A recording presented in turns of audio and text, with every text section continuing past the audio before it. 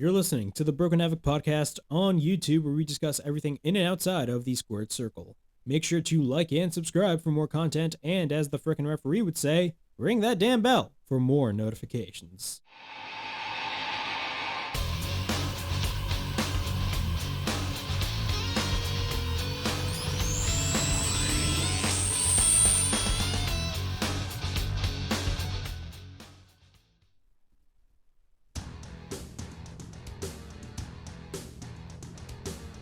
What's up, everybody? It is Broken Havoc here, right here on the Broken Havoc podcast, here to review WrestleMania Night 2. Overall thoughts on Night 2 of WrestleMania 38. To be quite honest with you, I much rather prefer Night 1 of WrestleMania over Night 2. That is not to say Night 2 was a terrible and horrible show, because there were some good moments in the show, and honestly, it was a okay show. But if you really were to compare Night 1 and Night 2 of WrestleMania, Night 1 was definitely the better of both nights, in my opinion, because it really did have that WrestleMania feel to it. But we did have some good moments. We did have some moments that were kind of head scratchers. But of course, the big story, and I mean the big story, is Roman Reigns, as he said, is officially on God mode. He's officially both the Universal and the WWE champion. He is the unified champion. It's only going to be a temporary thing, mainly because of the fact that WWE is not officially going to merge both championships. They're going to split in the near future. Who's going to take the WWE title away from him? Who knows, but we'll have to wait and see.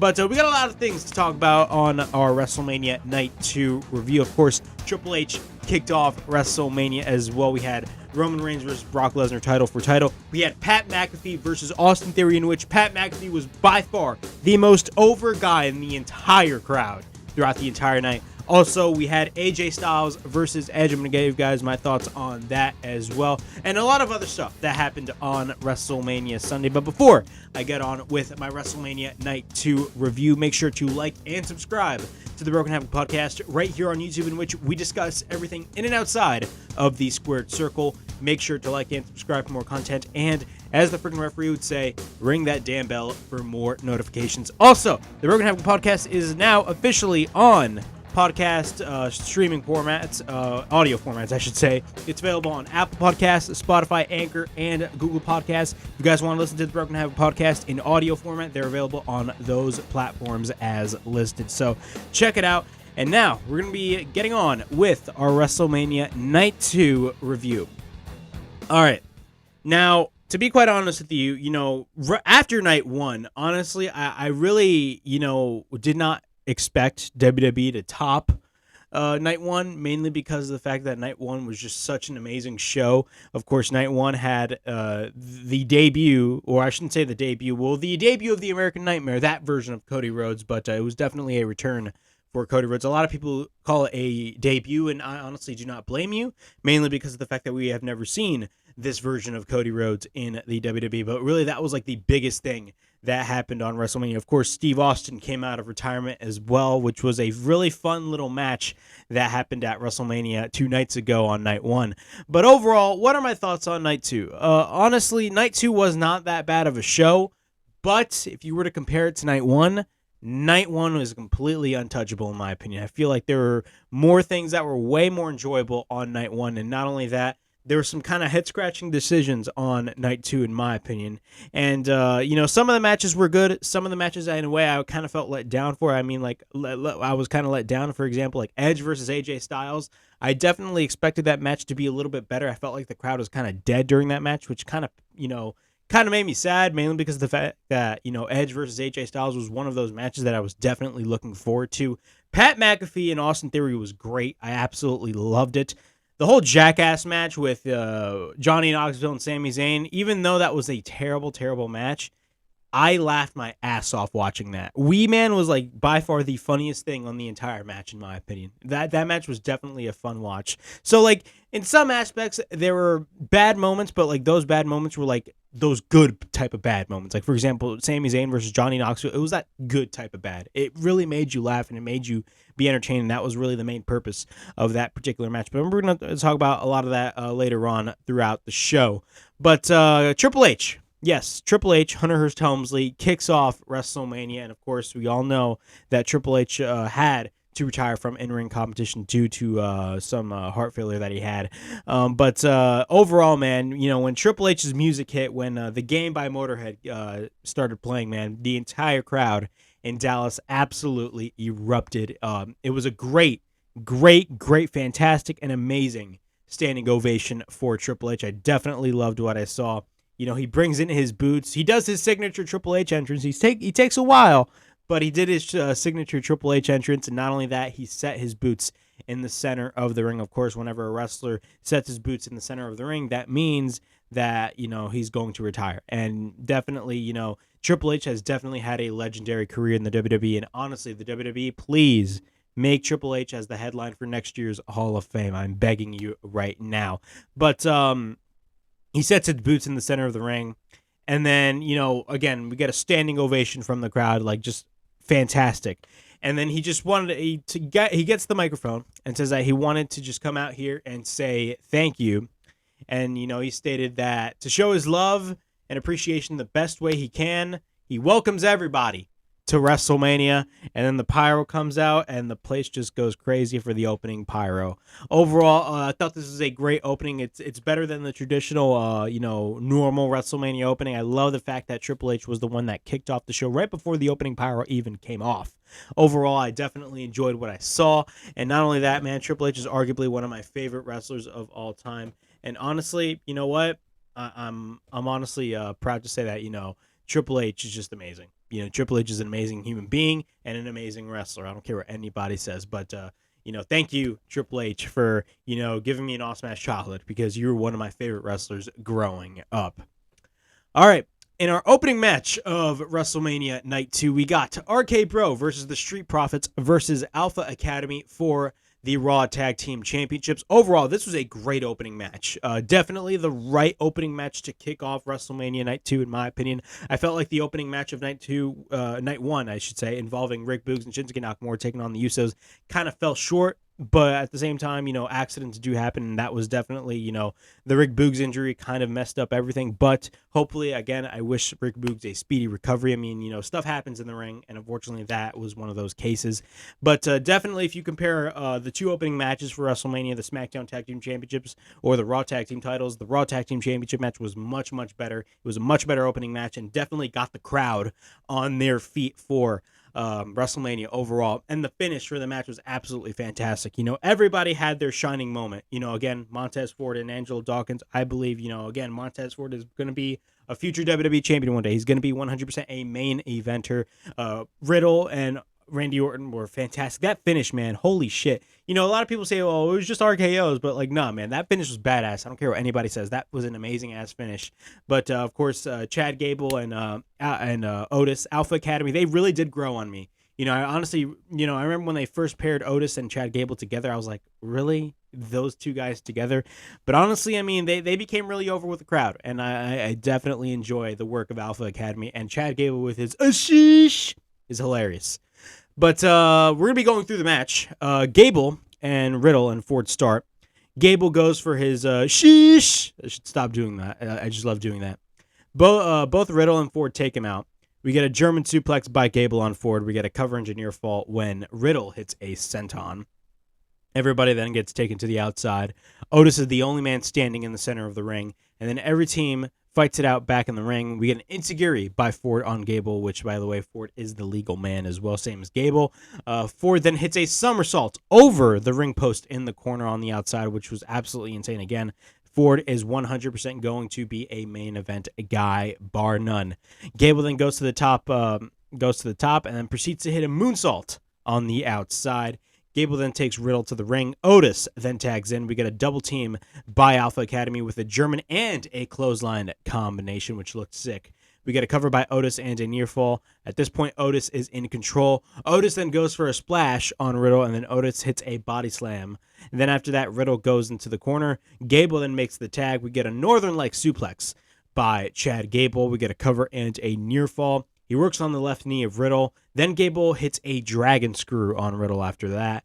Gable then throws Ford across the mat. We get a cover by Gable and a near fall. Then Dawkins makes the tag. We get an elbow, or I should say back elbow by Dawkins on Chad Gable. Then Riddle hits an exploder suplex. Then he hits another exploder on Gable. Then Dawkins proceeds to hit the silencer on Riddle. And then after that, Riddle counters with the knee, but then Dawkins takes Riddle, but Riddle counters with the go to sleep. At this point, the hot tag is made, and then Randy fires in with a couple of clotheslines on Montez Ford. He takes Ford to the middle ropes, but Ford slides Randy to the outside. Or I should say Dawkins, I believe, slides Randy to the outside. Randy then tries to hit it was definitely Ford. Ford was one that took him to the outside. My apologies. I kind of got confused right there.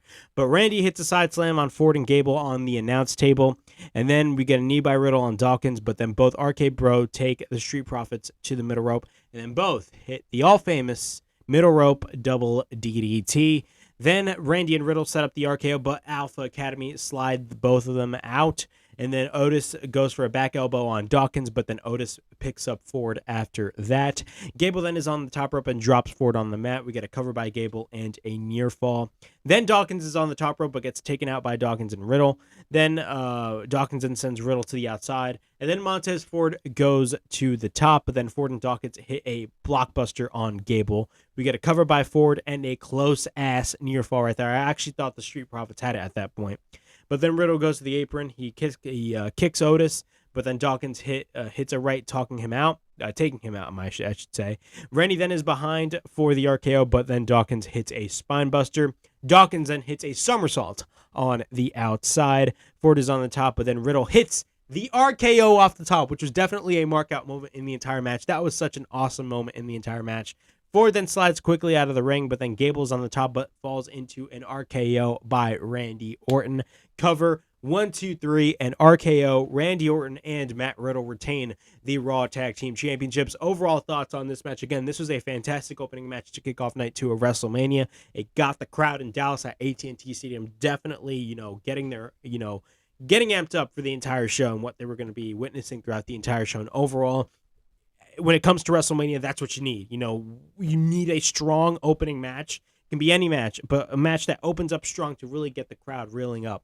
And that's what we got here. And absolutely, this match was absolutely really good. The Alpha Academy were really good. RK Bro and Riddle were absolutely the MVPs. But damn, Montez Ford and Angelo Dawkins are amazing at what they do. And I say this all the time on my Raw reviews and my SmackDown reviews, man. Montez Ford is a future main event guy. And just because I say it doesn't mean I'm just saying it. No, I genuinely mean that. Montez Ford has the potential on being a future WWE champion from the way he talks, from the way he wrestles. He sets himself apart from a lot of the other guys in the roster. And honestly, that is great to see, man. Montez Ford is a future, main event guy. All right, we got one match I completely forgot about this part. So the Street Profits after that and RK Bro celebrate. And then they invite Gable Stevenson, who is on the outside. Gable Stevenson comes into the ring. But what happens? Chad Gable interferes. But then out of nowhere, just Gable Stevenson just takes his shirt off and then kind of in a way threatens Chad Gable. And then Gable states that, he's just getting his start. That being Chad Gable stating that, Gable Stevenson is getting his start. And the first lesson is when he's in the presence, you got to do one thing. A sheesh. That's hilarious. And then Stevenson hits the belly-to-belly suplex on Chad Gable, and then everybody proceeds to celebrate, and that's that. So WWE is definitely, hyping up Gable Stevenson. They drafted him to the Raw roster last October, which to me made absolutely no sense. I'm like, I understand that Gable Stevenson is like a top star, but you're really going to draft him to Raw, and we do not even know if he's going to succeed yet. So you really need to slow your roll, WWE, in my opinion. But of course, Gable Stevenson does need to prove himself, and if he is good in the ring, I will be the first one to come here and say that he was fantastic in the ring. All right, we got Omos versus Bobby Lashley. Overall, this was a pretty, it was a short match, but it was a fun little match, but honestly, a match that we really did not need to see. At the end of the day, Lashley went over. We got a shot to the back of Lashley by Omos. Basically what we saw on Raw this past Monday was really what we got throughout this entirety of the match. We get a kick by Lashley. He sets Omos for a suplex, but then Omos counters. Omos then grabs the head of Lashley, but then Lashley takes the hands of Omos, but Omos comes back and regains control. We get a slap by Lashley, and then Omos goes for a boot. Omos then goes for a back elbow in the corner, but then Lashley goes for a couple of shots to the back of Omos. Lashley then applies the hurt lock. Omos escapes and then hits a clothesline. Omos then takes Lashley onto the outside, and then he is on the apron. Lashley then comes back to the apron. He takes a shot at Omos. Lashley is on the top, but then gets caught. Then he throws Lashley down to the mat. Omos then runs into a back elbow by Lashley, but then Omos catches Lashley again in a bear hug.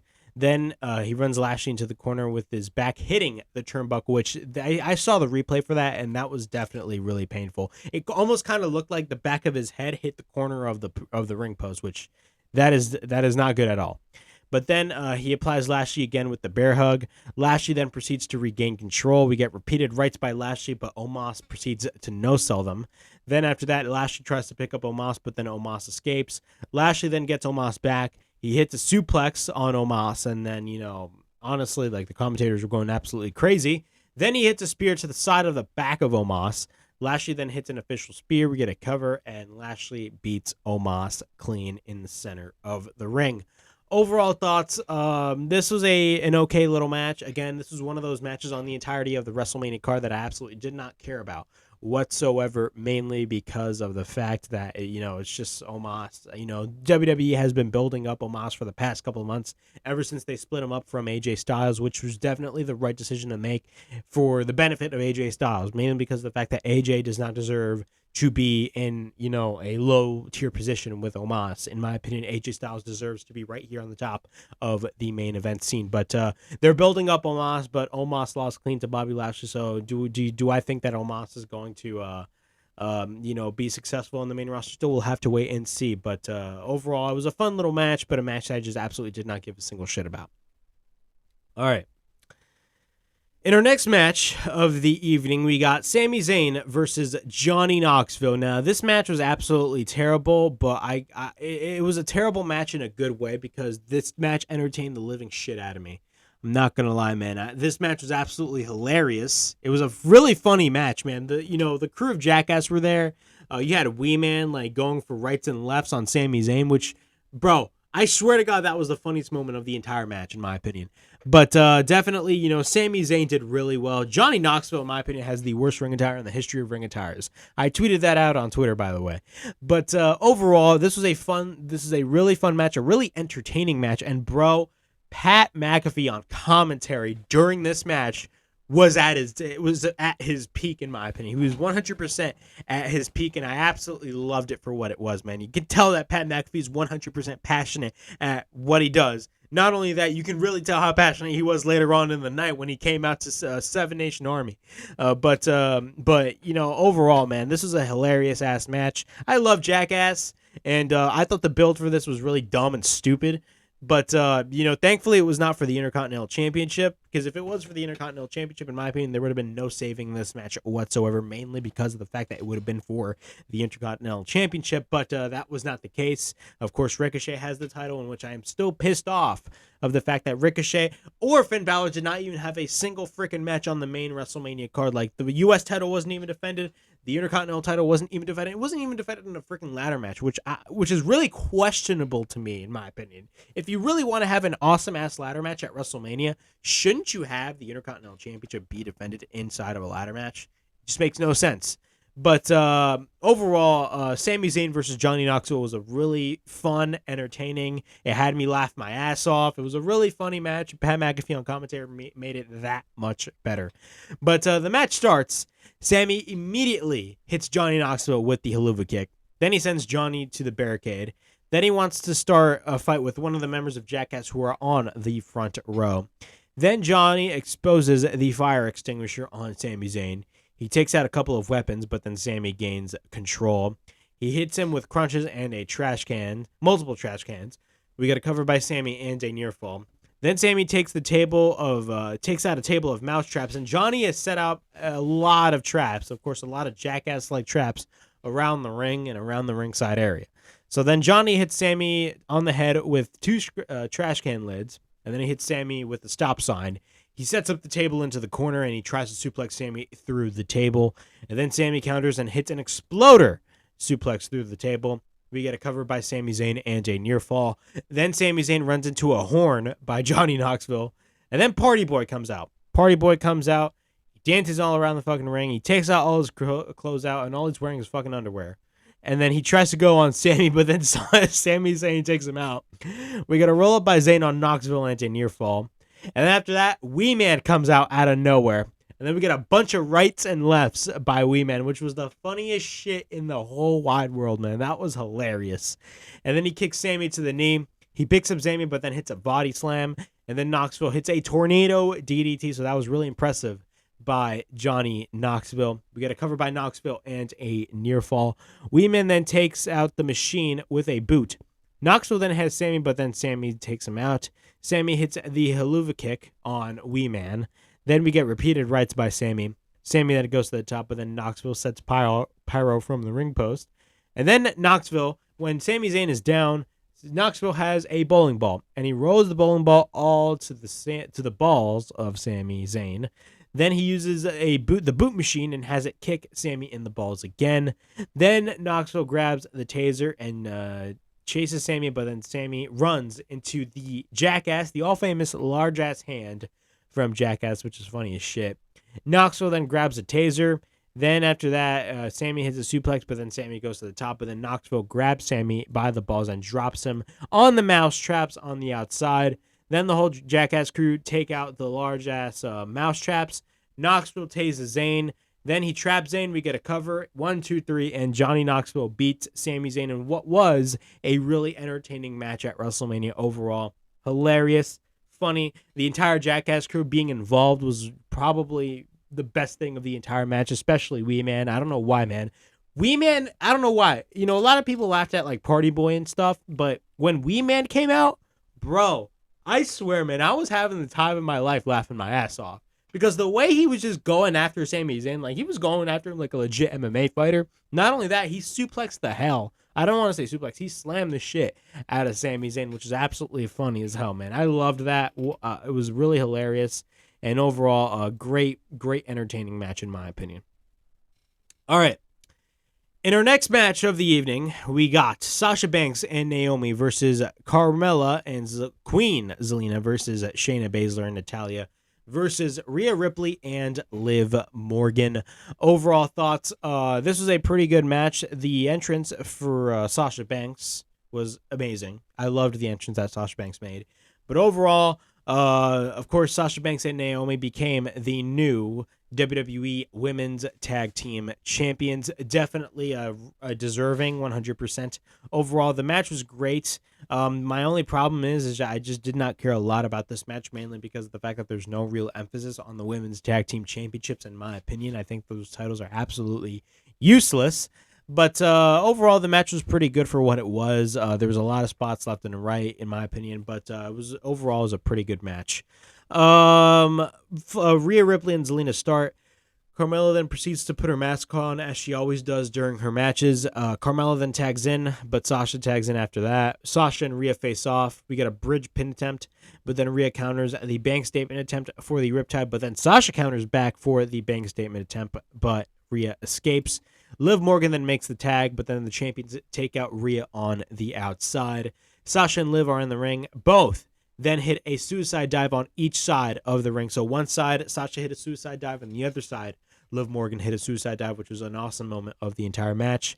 Both then get back in the ring. We get a roll-up by Liv and a near fall. And then we get a roll-up by Sasha and a near fall.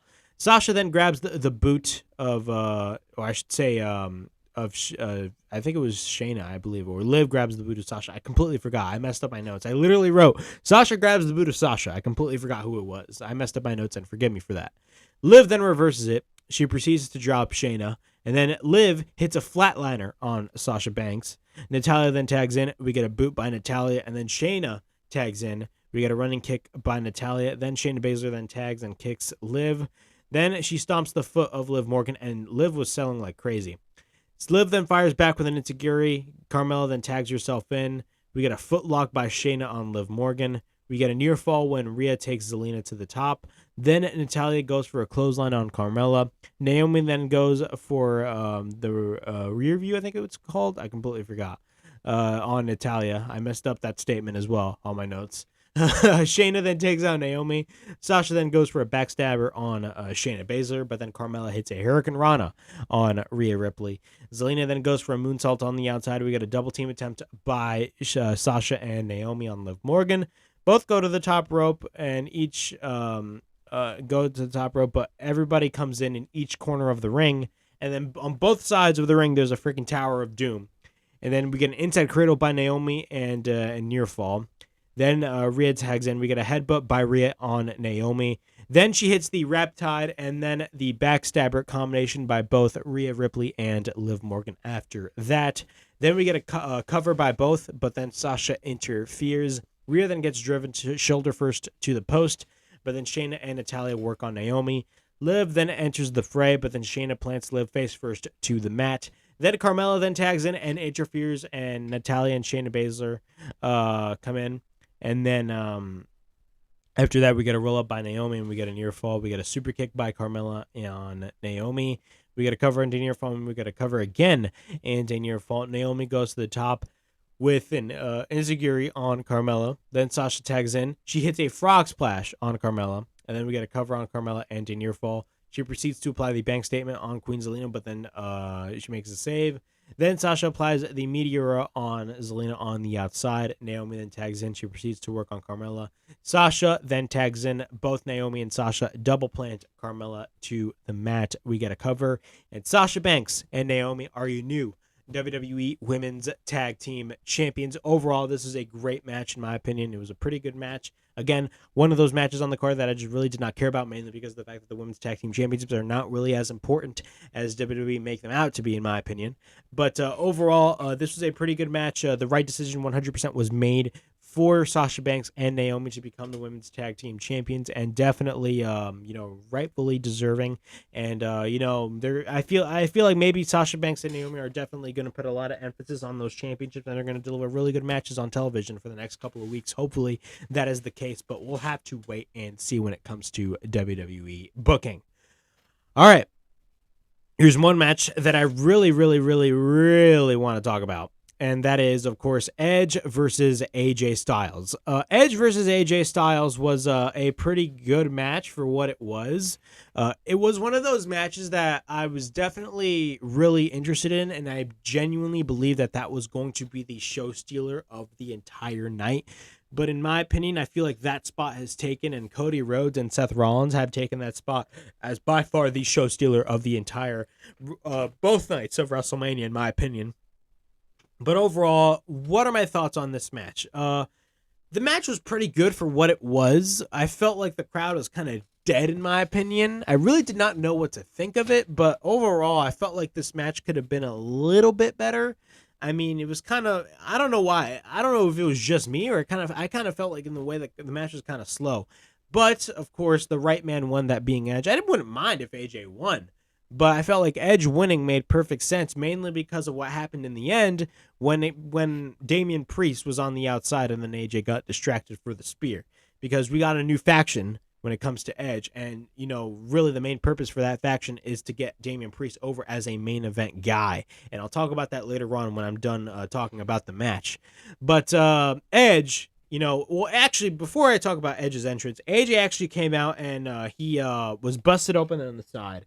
And a lot of people were comparing that to Goldberg whenever he, busted his head onto the door and then he came out to the ring and he was bleeding all over his head.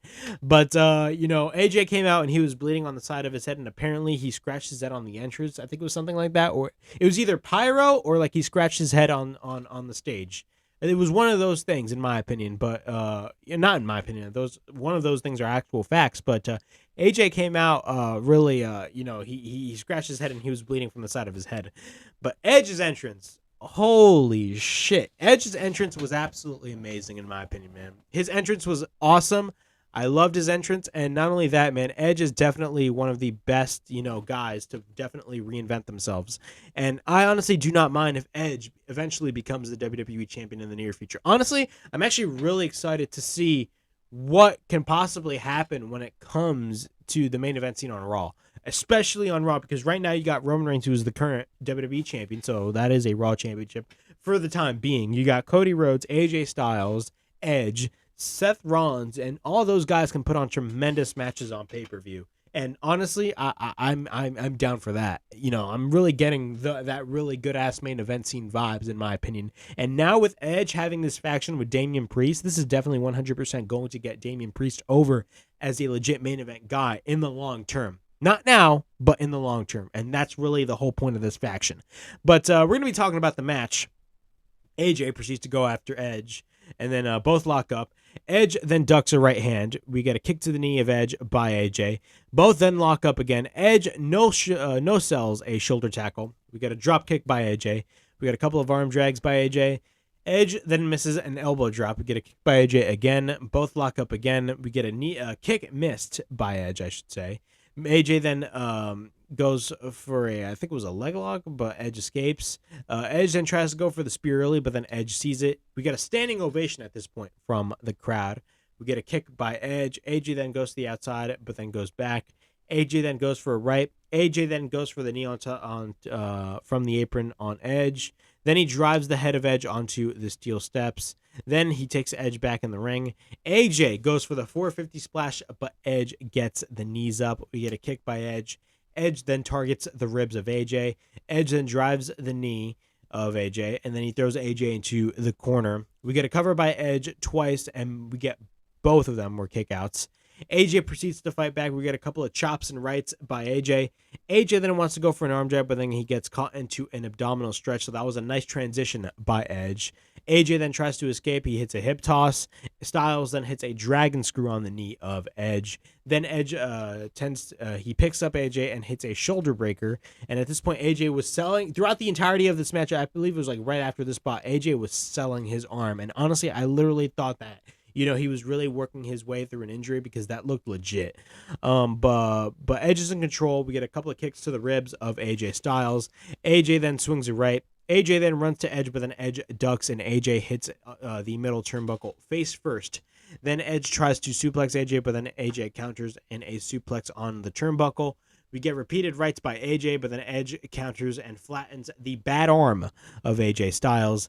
AJ then fights back. He wants to hit the Pele kick, but then Edge applies the crossface, but then AJ wants to go for the Styles Clash. So at this point, there was counter after counter after counter. Edge then applies the STF. AJ then gets his foot on the bottom rope. Then he runs to the middle rope, that being Edge, and then we get a kick by AJ, and then he hits a DDT on Edge. Then AJ goes to the top. Edge comes in. AJ goes for the sunset flip. We then get a kick by AJ. Then he picks up Edge. Then he picks up Edge for the torch rack and hits the rack bomb. After that, AJ then picks up Edge, and then Edge hits the execution. We get a cover into near fall. AJ then goes for the German suplex after that. Both face off. Both exchange right hands. We get a couple of headbutts by AJ. Then AJ goes for his all-famous phenomenal blitz.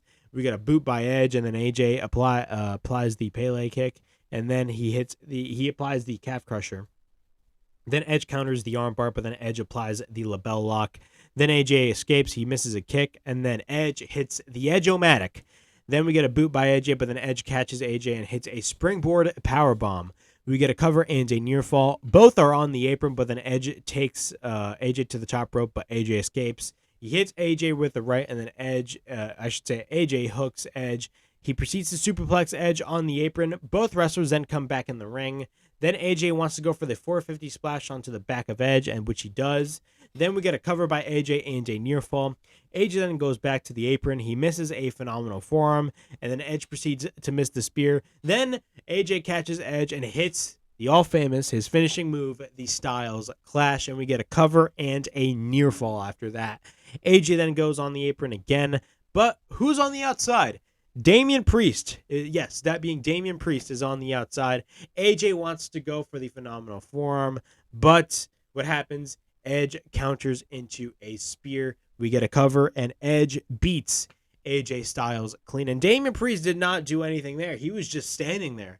And overall, this was a pretty good match. I enjoyed the match for what it was. I just felt like the crowd in a way was kind of dead. Like we did get a standing ovation in the beginning stage of the match, but like throughout the entirety of the match, the crowd was really mostly dead in my opinion. I just felt that way. But overall, what are my thoughts on this? Definitely, the possible faction with Edge, having Damian Priest involved. A lot of people say that the next members are going to be Tommaso Ciampa and Shotzi Blackheart. I don't know if that's going to be the case or not, or Dominic Dijakovic as well. Like, you do need a tag team there because you already got your guy that you're going to build your main event scene around, that being Damian Priest. Now you need to get a dominant tag team and maybe a woman, and a lot of people are saying Shotzi Blackheart, which I do not mind whatsoever. But definitely this whole faction right here is 100% built for Damian Priest and Damian Priest alone, in my opinion. The reason why is because if you guys look at history and you look at factions, look at Evolution. Randy Orton did win the World Championship. Granted, they kind of botched his first championship run, in my opinion. But look what it did for Batista. I think they're definitely going that route. And honestly, I do not mind Edge becoming the WWE champion. Yes, Edge is a part-timer, but Edge is the part-timer that tends to reinvent himself. And look, he just reinvented himself right here.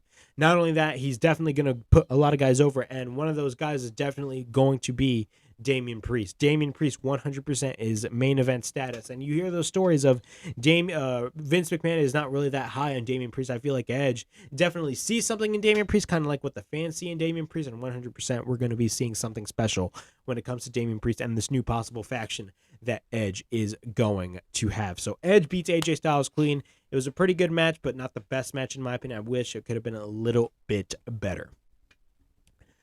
We got the WrestleMania attendance record, and WWE, as always, they would over-exaggerate it. They made 77,453. A lot of people are saying that was over-exaggerated. I believe the original ticket price was somewhere around 66,000. That's correct me if I'm wrong. I gotta go check WrestleTix on Twitter, but we'll have to wait and see. We got the New Day versus Sheamus and Ridge Holland in a match that really did not need to happen whatsoever. And my apologies, I am extremely tired. I only had 3 hours of sleep, by the way, 3 or 4 hours of sleep. So I really want to get this reviewed over with. And I have class as well after this. So, really, I just do not want to, I really do not want to go to class, but, I have to, of course, because I'm in college.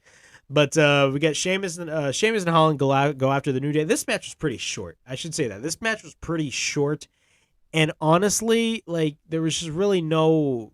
What was the point if this match was just extremely short? You know what I'm saying? It just kind of made no sense. But Sheamus and Holland go after the New Day. We get a brawl that breaks loose. Sheamus goes to the outside, but then Woods goes to the outside as well. At this point, the match officially starts. Kofi then instantly hits the Trouble in Paradise. We get a cover and a near fall when Sheamus pulls Kofi to the outside. Woods then takes out everybody on the outside. We get a double team attempt by the New Day. Woods then hits a flatliner on Holland. Then Kofi wants to take out Sheamus, but then falls into a bro kick. And then after that, we get a super kick by Woods on Holland. Butch then makes the distraction. Butch is literally acting like a small child. And it's crazy that this used to be Pete Dunne, who had a dominant run, and now he's just treated as the fucking joke. Kofi then wants to take out Sheamus, but then falls into a bro kick. Then Butch makes the distraction. Sheamus goes for the bro kick. Holland then hits the Northern Grit. We get a cover, and Sheamus and Ridge Holland win the match. So overall, after that, Butch and the heels attack the New Day. Great. This was really, they did the New Day really dirty throughout this, and honestly, whatever. Undertaker comes out with a standing ovation from the crowd. Of course, if you guys did not see the Undertaker's Hall of Fame induction, I definitely 100% recommend you guys do. It's a really, really, really good speech. It's a long speech, but rightfully deserved. If you guys haven't checked it out, definitely check out the Undertaker speech because you learned a lot of life lessons. Not only that, the Undertaker is arguably the greatest, one of the greatest, if not the greatest wrestler in the WWE of all time. And this is a guy that is the pure definition of loyalty. 100% he is the pure definition of loyalty, and you guys know what I'm talking about. Of course, back in the Monday Night Wars, he never left the WWF for WCW. The guy just stayed in the WWF, and he has stayed in the WWF ever since. So Undertaker is the pure definition of loyal. And probably the Undertaker is honestly one of the greatest minds and has one of the greatest characters in the history of this fucking business. And honestly, he's the guy that demands the ultimate respect, and he deserves everything that he got. He deserved that Hall of Fame speech. He deserved that standing ovation from the crowd. So, again, Thank you, Taker. All right. We got Austin Theory versus Pat McAfee, in which was an amazing, amazing match.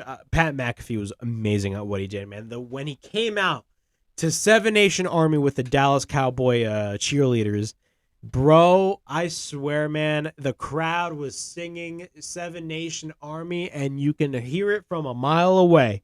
Holy shit, the crowd was amazing for Pat McAfee. If anything, Pat McAfee was honestly the most over guy on the entire WrestleMania show besides Cody Rhodes. Like, if a lot of people were saying Cody Rhodes was 100%, he was so popular with the crowd, and that was true. But my God, the amount of overness, if that is even a word, the amount of overness, I should say, by Pat McAfee, bro, the crowd absolutely loved Pat McAfee, and they were constantly rooting for him throughout this match, in my opinion. And honestly, man, he did great. And honestly, I knew 100% that Pat McAfee was going to nail it, mainly because of the fact that he's already wrestled before. But, yeah.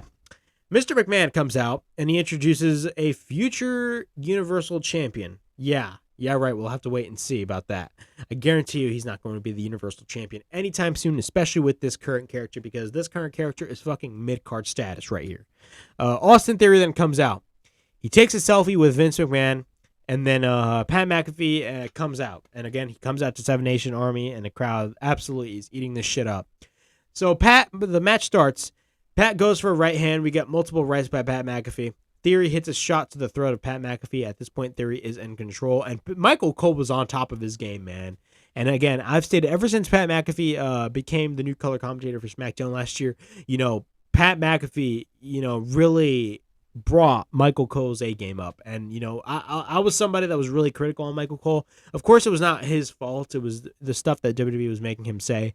But honestly, Pat McAfee made Michael Cole a better commentator. And honestly, in my opinion, I feel like the chemistry with Michael Cole and Pat McAfee is arguably, in modern wrestling, the best chemistry any commentary team can have. Because a lot of people talk about, Gorilla Monsoon and Bobby Heenan. A lot of people talk about Jim Ross and Jerry the King Lawler, which is my personal favorite commentary team of all time, mainly because of the fact that I loved the chemistry of heel Jerry Lawler and Jim Ross. Their chemistry, they had completely different views, but their chemistry, whenever they would call a match, absolutely amazing. And I feel like right now the WWE with Michael Cole and Pat McAfee, they have the best chemistry in all of WWE right now, and probably they can be, right now, the best tag team, not tag team, the best commentary team in wrestling, in my opinion. I love Pat McAfee and Michael Cole. They're phenomenal at what they do.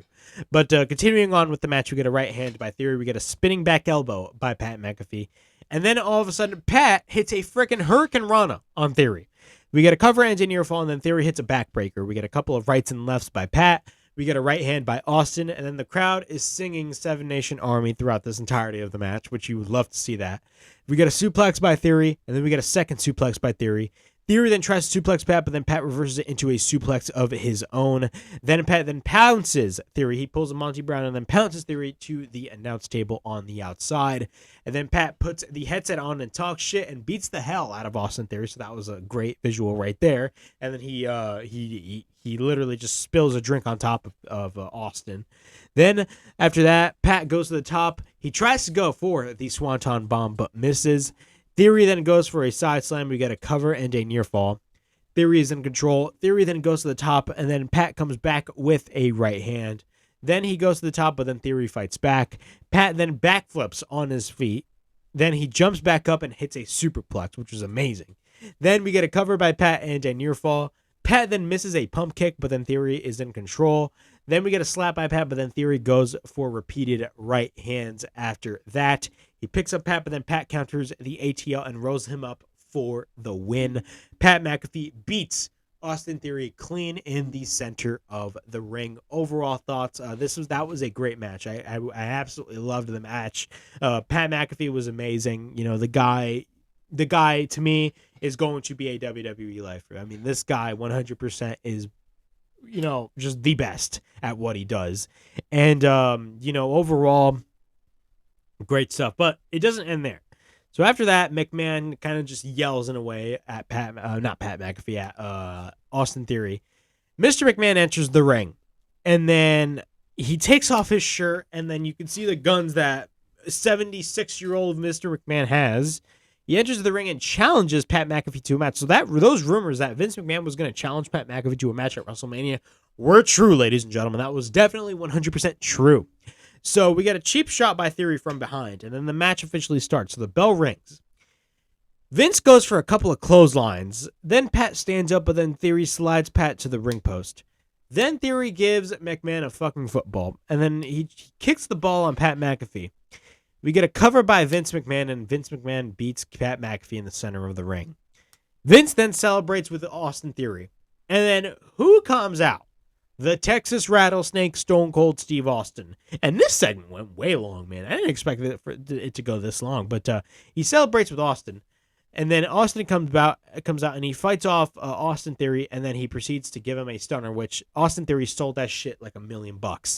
And then he's in the ring with Vince McMahon, and you already know where this is going to be going. Both get a beer, and then Vince McMahon knows what he's getting at, so he's drinking the beer, and he's not even going to give him the toast. So he's just drinking the beer, and he's lowering his arm really low because he knows if it goes like this, he's going to get stunned. But he drinks the beer, and what happens? Steve Austin stuns the boss for the millionth time. And honestly, this was Vince McMahon sold that stunner so bad. It was one of the worst stunners I've ever seen in my life. A lot of people were saying this went from the best selling of the stunner with Austin Theory to the worst selling of the stunner with Vince McMahon. Of course, Vince McMahon is 76 years old, so he's not going to stunner him. He's not going to oversell like crazy, because especially at his age, but Vince McMahon, he sold that stunner really bad. He literally went down as soon as he hit the stunner. Not even went down, before he even hit it, he went down. And then Steve Austin picked him back up, and then it's all right, he hits the stunner and he goes down. But then after that, Pat McAfee comes in and he proceeds to celebrate with Austin. But then what happens? In typical Stone Cold Steve Austin fashion, he stuns Pat McAfee. And what happens after there? When Pat McAfee was down, he was literally drinking beer while he was down, which was the funniest thing ever, man. Again, Pat McAfee is a unique individual, but he's one of the best currently in the WWE. So honestly, overall thoughts on this match / second match / mini segment, I absolutely loved what I saw. Pat McAfee was amazing, 100%, and I can't wait to see what happens in the near future, if we're going to get anything in the near future when it comes to this particular feud. All right, we got the main event when it comes to Roman Reigns versus Brock Lesnar in a title unification match for the WWE World Championship and the Universal Championship. And I will say, man, in the beginning stages of this match, even before the match even started, it definitely did have a big fight feel to it. 100%. It did have a big fight feel to it, and definitely, I was actually really amped up for the match. Now, what are my overall thoughts on this entire match? It was a good match for what it was. Now, if you compare this match to the match that they had at WrestleMania 31, there's no comparison whatsoever. The WrestleMania 31 match absolutely squashes the match that they had at 38. Not only that, I felt like the match ended a little too early, and it was kind of a dumb finish if you ask me, but the right decision was made in having Roman Reigns win both championships, because it would have been really stupid if Roman Reigns lost, because at this point, Roman Reigns ain't losing anytime soon. It made sense for Brock Lesnar to lose, in my opinion. It made total sense. But overall, again, I felt like the match was good for what it was. But again, the match should have been a little bit longer, and there should have been a little more intensity later on down the road in the match, and have a bunch of near falls and all that stuff. But we didn't get that. And, the match kind of ended way too early. And if I was booking this match, I would have had this match be the best match of all time, in my opinion. Did it deliver on its marketing, calling this the greatest WrestleMania match of all time? The answer is no. It did not deliver. And I don't know why the WWE was calling this the greatest or the biggest WrestleMania match of all time, because there were so many more bigger matches that happened at WrestleMania than this match, to be quite honest with you. We had The Rock versus John Cena twice in a lifetime. Yes, I called it twice in a lifetime because the match happened twice in back-to-back years, but there was 50-50 booking there. We had Rock versus Hogan, Hogan versus Andre, Steamboat versus Macho Man. We had fucking Razor Ramon versus Shawn Michaels in the ladder match, Chris Jericho versus Shawn Michaels at WrestleMania 19, Austin versus Rock. There were so many more greater matches than this match. And the fact that WWE was calling this the biggest WrestleMania match of all time is really, dumb in my opinion. I understand it's for the marketing for WrestleMania, but still, the match did not deliver when it came to its promise of being the biggest WrestleMania match of all time. Now, it did have that big fight feel, especially in the beginning, but I felt like near the end, it kind of fell flat, mainly because of the fact that the match ended too early. But let's talk about the match. So Roman has the microphone, and he says that WrestleMania, acknowledge him. Of course, I acknowledge you. All right. So the match starts. Brock takes off the glove, and then the ring introductions happen, right? And Paul Heyman, of course, does his typical Roman Reigns introduction. Well, he does it for Roman Reigns, but when he was paired with Brock Lesnar, he always did the ring introduction for Brock Lesnar. So in this case, he did it for Roman Reigns. And then when it was time to do the ring introduction for Brock Lesnar takes the mic, and he actually introduced himself as the reigning, defending, undisputed WWE heavyweight champion of the world, Brock Lesnar, and his voice did not crack. I actually wanted his voice to crack mainly because of the fact that having Brock Lesnar's voice crack was actually the funniest thing ever. And I love this current incarnation of Brock Lesnar. I feel like this current incarnation of Brock Lesnar is the best version of Brock Lesnar. All right, so the match starts. Brock takes off the gloves. We get a kick by Lesnar. At this point, Brock is in control. Roman then fights back. Brock then fires back and drives Roman into the corner. And then he drives Roman to the other corner again. We get a couple of back elbows by Roman Reigns. We get a couple of belly-to-belly suplexes by Brock Lesnar. Brock then clotheslines Reigns to the outside. Then Brock targets Roman. And then Reigns spears Lesnar through the barricade. So the story of this is Paul Heyman was on the outside. And what happened was Brock Lesnar was targeting Paul Heyman. So technically, in a way, Paul Heyman was definitely the distraction in the match. And Paul Heyman was screaming, like, I'm begging you, I love you, like in typical douchebag Paul Heyman fashion. You know, he was making the distraction for Brock Lesnar only for Roman Reigns to spear Brock Lesnar through the barricade into the timekeeper's area. Lesnar then gets back in the ring at the count of 9, which is crazy. I actually thought Lesnar was going to get counted out, but thankfully that did not happen. Reigns immediately goes for the spear, and then we get a cover by Roman and a near fall. Then Roman then sets up the Superman punch, and then he hits the Superman punch. Reigns hits a second Superman punch, but at this point, Lesnar is laughing. Then he ducks the third Superman punch, and then Reigns gets hit with a German suplex, and you already know what time it is. It is Suplex City time, bitch. So he hits 5 German suplexes on Roman Reigns. Brock then picks up Reigns, but then Reigns drives Lesnar to the corner. Reigns hits a third Superman punch. He finally hits a third Superman punch, but then Reigns wants to go for the spear, but then gets caught by Brock Lesnar, and Brock Lesnar hits the F5. We got a cover by Brock and a near fall.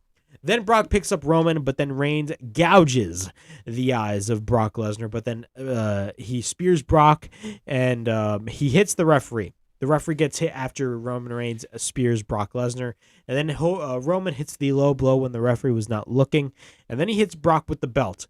We get a cover by Roman and a near fall, but then Roman spears Brock from the back. We get a cover and a near fall when Brock gets his hands on the bottom rope.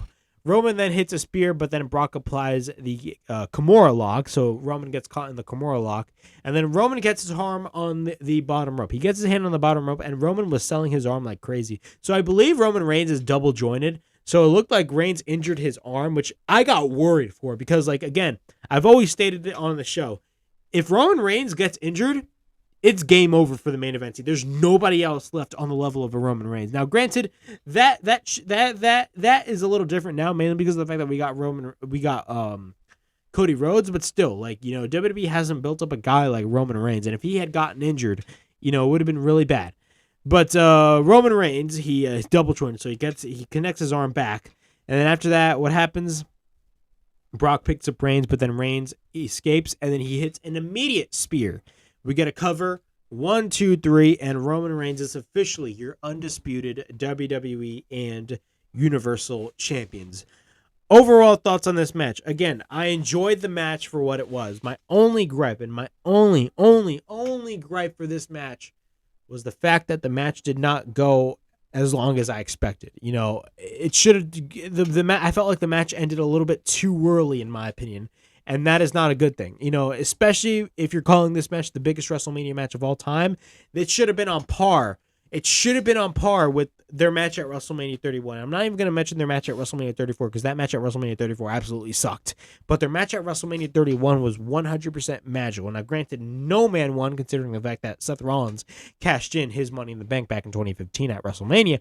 But still, was this on par with their match at WrestleMania 31? No, it wasn't. Absolutely not. If you compare both matches, you'll 100% take Brock Lesnar versus Roman Reigns at WrestleMania 31 over their match at WrestleMania 38. But, of course, at the end of the day, Roman Reigns did win both championships, and that was 100% the right decision to make. And also, you really got to look at it. Roman Reigns is no longer on the SmackDown roster. He's still on the SmackDown roster, but he's also now on the Raw roster, considering the fact that he held the WWE. He's holding right now the WWE Championship. So the possibilities are endless. I'm actually really excited, and that is coming from somebody that has kind of bashed the WWE for all these months. I mean, like, if you really look at it, I mean, there's the main event scene on the Raw side is shaping up to be a really good main event scene. If you really look at it in retrospect, you got AJ Styles, Roman Reigns, Edge, Seth Rollins, Randy Orton, possibly Riddle. A lot of possible scenarios right there. Possibly Brock Lesnar as well. We're maybe going to be getting a rematch next month at Backlash. Who knows? But again, the main event scene on the Raw side is 100% better on the SmackDown side, and 100% definitely Roman Reigns is going to drop the WWE Championship, because again, those titles right there. Those belts are not unified for a permanent basis. They're unified for a temporary basis. So definitely Roman Reigns is going to drop the WWE title and keep the Universal Championship. And a lot of people are saying Cody Rhodes is the guy to take the WWE Championship away from Roman Reigns. And honestly, I'm 100% for that. Definitely. I mean, like, who else do you got to take the WWE title away from Roman Reigns? Have it be Cody Rhodes. I don't care, man. Cody Rhodes is definitely slated to be the WWE champion, in my opinion, this year, and it's going to be a thing of beauty. But that was my WrestleMania Night 1. Night 2 review, I should say. Overall thoughts on this show. If you compare this show to Night 1 of WrestleMania, overall, Night 2 definitely doesn't compare to Night 1. Night 1 was absolutely an amazing, amazing, amazing show. I had a blast watching Night 1 of WrestleMania. Night 2 was not that bad of a show, but still, it just, again, after the impact that Night 1 had, honestly, who knows what the hell is going to happen. But, of course, we got Raw. Tonight is the biggest Raw of the year. Of course, it's the Raw after WrestleMania, and I'm definitely curious to see what is going to be happening on the Raw after WrestleMania. Of course, Cody Rhodes is going to have a live microphone, and the guy is going to be cutting an amazing-ass promo on Raw, and I'm definitely excited to see what happens. But, yeah, that was my WrestleMania Night 2 review. Please like, subscribe, comment down below, push that bell for notifications, and be on the lookout for more videos right here on the Broken Havoc podcast, right here on YouTube. And as always, it is Broken Havoc, signing out.